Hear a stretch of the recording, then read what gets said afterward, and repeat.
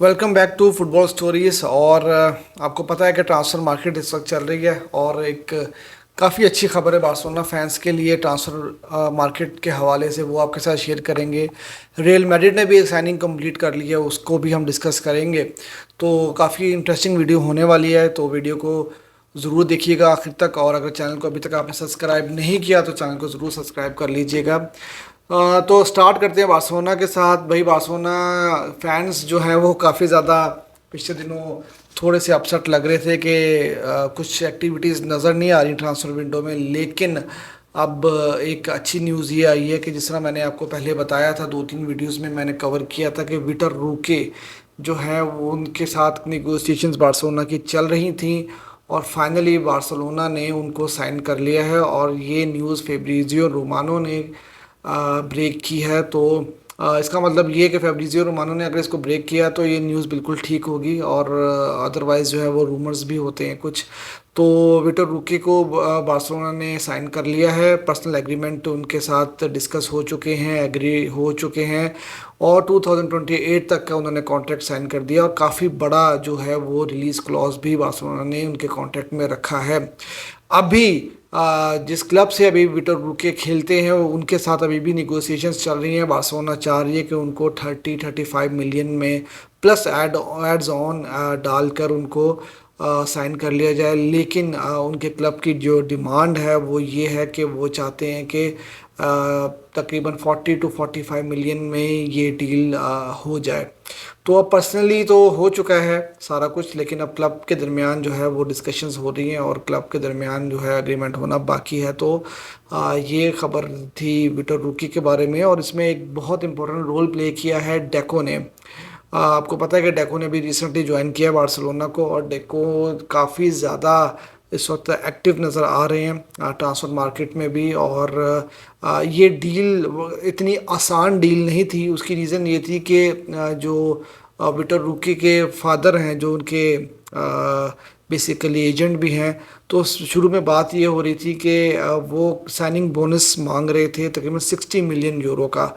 तो इतनी आसान डील नहीं थी, इतना आसान नहीं था उनको साइन करना। तो डेको ने बहुत इम्पोर्टेंट रोल प्ले किया और उनको मनाया।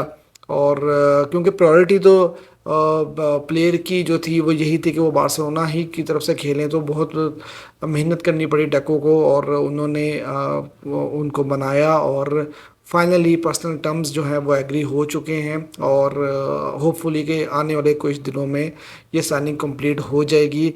और बार्सिलोना को अभी भी सेल ऑपरेशन करना पड़ेगा प्लेयर्स को रजिस्टर करने के लिए, तो वो सिचुएशन तो अपनी जगह पे खड़ी है। तो वो सारी चीज़ें हमें देखनी ही पड़ेंगी कि मतलब इनको साइन तो कर लिया है लेकिन इनको रजिस्टर किस तरह से किया जाएगा। अच्छा, फिर आपको रिसेंटली याद होगा कि विक्टर रूके भी 18 साल के प्लेयर हैं और रिसेंटली बार्सिलोना ने मिकाइल फाई को भी जो है वो साइन किया है 5 मिलियन यूरो में। तो अच्छी खबर ये आ रही है कि मिकाइल फाई को बार्सिलोना जो प्री सीज़न होगा उसमें फ़र्स्ट टीम के साथ लेकर जाएगा और उनको कुछ मिनट्स भी दिए जाएंगे ताकि उनको एक्सपीरियंस दिया जाए। तो ये एक बड़ी अच्छी न्यूज़ है कि प्लेयर को डेवलप करने के लिए और मेच्योर करने के लिए उनको फर्स्ट टीम के साथ रखा जाएगा और उनको प्री सीज़न में पूरा पूरा इन्वॉल्व किया जाएगा, उनको मिनट्स दिए जाएंगे, उनको खिलाया जाएगा।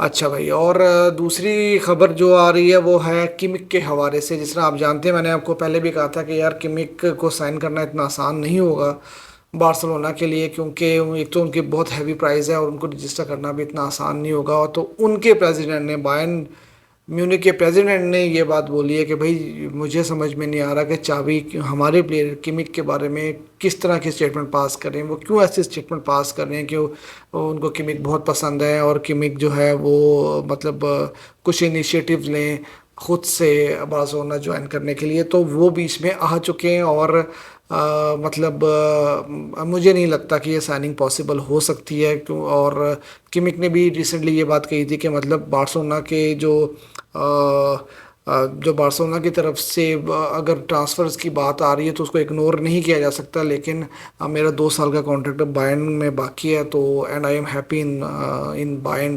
तो ये सारी सिचुएशन चल रही है। अच्छा, और एक जो बड़ी इंपॉर्टेंट न्यूज़ थी वो ये है, डियारो स्पोर्ट ने इसको कंफर्म किया है और उन्होंने बताया कि एक प्लेयर है बायर्न लेवरकुसेन के एडमॉन तबसोबा करके उनका नाम है, सीडीएम प्लेयर हैं, और उनके एजेंट आज बार्सिलोना के ऑफिस में नज़र आए हैं। और अगर आपको इनके बारे में बताऊं मैं, तो डेको ने मतलब ये अपना जो एक जो इस टाइम पे डेको बार्सिलोना में, आप जानते हैं कि बार्सिलोना में एक बहुत इंपॉर्टेंट पोजीशन पे हैं, तो बार्सिलोना में इस पोजीशन को साइन करने से पहले ही डेको ने इस प्लेयर को बार्सिलोना में ऑफर कराया था। और आप जानते हैं कि सीडीएम पोजीशन पे बार्सिलोना वैसे भी स्ट्रगल भी कर रहा है, प्लेयर ढूंढ रहा है। जुबिमेंडी का भी आपको पता है कि वो नहीं आ रहे, और किमिक का भी बहुत मुश्किल है, और सुफियान अम्बरात के बारे में भी जो रूमर्स आ रहे थे वो भी अब ठंडे पड़ चुके हैं। तो एडमॉन तब सोबे का जो है ना, ये भी एक स्टेडियम प्लेयर हैं, तो हो सकता है कि कुछ ना कुछ बात चल रही है, और कोई हो सकता है कि बार्सिलोना शायद इनके साथ निगोशिएशंस कर रहा है और इनके साथ कोई साइनिंग वाइनिंग का कोई चांस बन जाए। लेकिन ये इस तरह की न्यूज़ आ जाई थी, तो मैंने सोचा कि इंपॉर्टेंट न्यूज़ है, आपके साथ ज़रूर शेयर करनी चाहिए।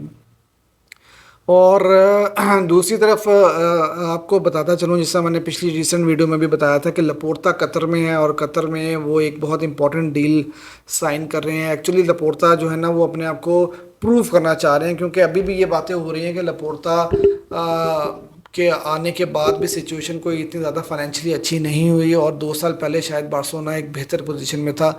तो लपोर्ता कुछ मिरेकलियसली कुछ करना ऐसा चाह रहे हैं कि वो सबको रॉन्ग प्रूफ करना चाह रहे हैं, और वो कतर में इस वक्त हैं, और कतर में वो कुछ ऐसी स्पॉन्सरशिप डील साइन करना चाह रहे हैं जो 170-180 मिलियन की यूरो की डील होगी। और ये डिफरेंट ईयर्स के ऊपर जो है वो कंसिस्ट करेगी। मतलब ये जो अमाउंट मैंने आपको 170-180 मिलियन की बताई है, तो ये डिफरेंट ईयर्स में बार्सिलोना को 3-4-5 सालों में मिलेगी। तो इस तरह से वो कुछ कर रहे हैं, और इसका फाइनेंशियल फेयर प्ले पे काफ़ी ज़्यादा असर पड़ सकता है। और मैंने जहाँ तक मेरी इन्फॉर्मेशन है वो ये कि अगर ये 30 जून से पहले पहले साइन कर लेती है बार्सिलोना, तो उसका फाइनेंशियल फेयर प्ले पे काफ़ी पॉजिटिव इम्पैक्ट हो सकता है। और अब बात कर लेते हैं रियल मैड्रिड की। रियल मैड्रिड ने एक प्लेयर साइन किया है, लोन डील साइन किया है बेसिकली, स्पानियोल, जो कि बार्सिलोना के आर्क राइवल हैं, सिटी राइवल्स हैं, और सेकंड डिवीजन में वो मूव कर चुके हैं। तो वहाँ से उन्होंने एक प्लेयर साइन किया, जोजिलो, 1 साल के लिए, 2024 सीज़न तक के लिए, और लोन डील है ये बेसिकली। और $500,000 यूरो जो है वो रियल मैड्रिड पे करेगा स्पानियोल को, और 1.5 मिलियन का बाई आउट क्लॉज है। और ये क्लॉज जो है वो बेसिकली ऑप्शनल है, इसमें कंपल्सन कुछ भी नहीं है। तो ये एक साइनिंग हुई थी, और ये साइनिंग ज़रूरी भी थी। उसकी वजह ये थी कि एक तो नंबर 9 पोजीशन पे कोई प्लेयर नहीं था, और ये जो ज़ीरो है ये नंबर 9 पे खेलते हैं। और दूसरा कि रियल मैड्रिड को स्पेनिश प्लेयर चाहिए था अपना कोटा कंप्लीट करने के लिए, तो इसलिए भी उन्होंने ये साइन किया है। और अब जो रियल मैड्रिड के कैंप में बात चल रही है, जो उनके सपोर्टर्स, उनके सोशल मीडिया पे जो बातें हो रही हैं वो ये हो रही हैं कि इनको शायद 1-2 दिन में अनाउंस किया जाएगा ऑफिशियली, और इनको शायद नंबर 9 की पोजीशन दी जाएगी। तो काफ़ी ज़्यादा लोग जो हैं वो सपोर्टर्स, वो इस बात पे थोड़ा सा नाराज़ हैं कि अगर इनको नंबर 9 की पोजीशन दी गई तो इसका मतलब ये है कि शायद रियल मैड्रिड के पास और कोई ऑप्शन नहीं है अगले सीज़न के लिए नंबर 9 पे, और वो किसी और प्लेयर को नहीं सोच रहे। आप जानते हैं कि बेंजेमा ऑलरेडी छोड़ के जा चुके हैं, और उनका नंबर 9 की जर्सी खाली है इस टाइम पे। तो देखते हैं कि नंबर 9 की पे कौन आता है रियल मैड्रिड में, क्योंकि हावर्ड्स को रिसेंटली लिंक किया जा रहा था, और जो कि अभी उनकी भी बात जो है वो कोई मार्केट में नहीं हो रही। तो ये सारी सिचुएशन चल रही है। तो ये थी आज की वीडियो। बार्सिलोना को हमने कवर किया, रियल मैड्रिड की साइनिंग को हमने कवर किया, और कमेंट सेक्शन में आप भी बताइएगा कि क्या बार्सिलोना सीडीएम पोजीशन पे एडमॉन तबसोबा को साइन करेगा या कोई और ऑप्शन है, और क्या रियल मैड्रिड नंबर 9 पोजीशन पे किसी प्लेयर को लेकर आ पाएगा या नहीं आ पाएगा जो ज़ीरो के अलावा। तो ज़रूर कमेंट सेक्शन में मुझे बताइएगा, और चैनल को अगर अभी तक आपने सब्सक्राइब नहीं किया तो मेरा भाई चैनल को ज़रूर सब्सक्राइब कर लीजिएगा, ताकि आपको इस तरह की इंफॉर्मेटिव फुटबॉल से रिलेटेड वीडियोस डेली रूटीन में मिल सकें।